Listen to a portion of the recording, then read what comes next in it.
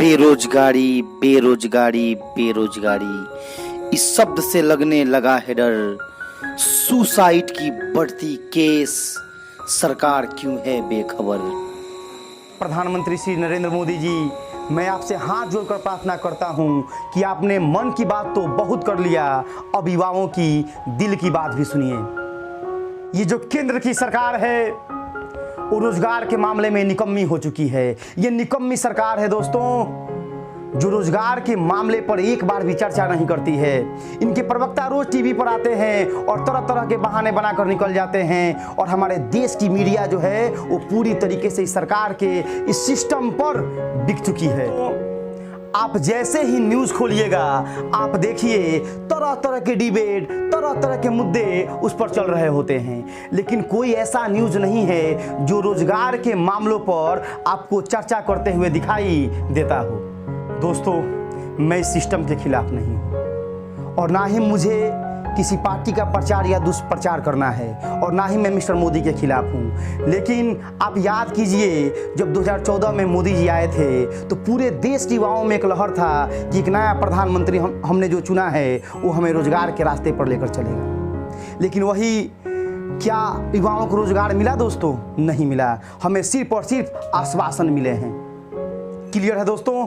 और मुझे याद आता है वो कुमार विश्वास की 4 लाइनें कि तुम तो चले थे लेने स्वराज सूरज की सुर्ख गवाही में, आज स्वयं टिमटिमा रहे तुम जुगनू सी नौकरशाही में। इस आत्म प्रवंचित बौनों का दरबार बनाकर क्या पाया, जो शिलालेख बनना था उसे अखबार बनाकर क्या पाया।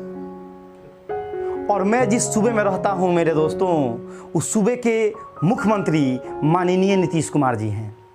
इनके बारे में तो जितनी चर्चा की जाए उतनी कम है, क्योंकि ये सरकारी नौकरी नहीं लाते हैं, ये पंचवर्षीय योजना लाते हैं। जैसे ही चुनाव नज़दीक आता है इनके खजाने से नौकरियों का पिटारा निकलने लगता है। अगर ये दोबारा सत्ता में नहीं आए तो नौकरियां जो होंगी वो हवाई हो जाएंगी। दोस्तों, इनकी अभी एक योजना आई है जो आपके स्क्रीन पर है।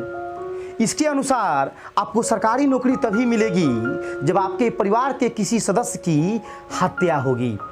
मतलब कहने का साफ अर्थ है दोस्तों, चाहिए दोस्तों बिहार में तो गोली खाइए ना कपार में। इसमें योग्यता कहाँ है दोस्तों? इसमें योग्यता कहाँ है कि बात अब बिहार में ना की जाए तो ही अच्छा है। क्योंकि आप कोई भी बिहार का एग्जाम उठाकर देख लीजिए, सब, चाहे वो बिहार पुलिस हो, बिहार दरोगा हो, सबका पेपर लीक हो जाता है दोस्तों। इसीलिए तो कहा जाता है कि सारा टैलेंट चला जाएगा भाड़ में, एक बार फॉर्म भरिए हमारे बिहार में। इस देश के छात्रों की मौन को लाचारी ना समझे। मैं आज याद दिलाना चाहता हूं जयप्रकाश नारायण के उस महान आंदोलन को जिसने दिल्ली में बैठे सत्ताधारियों की नींव हिला डाली थी।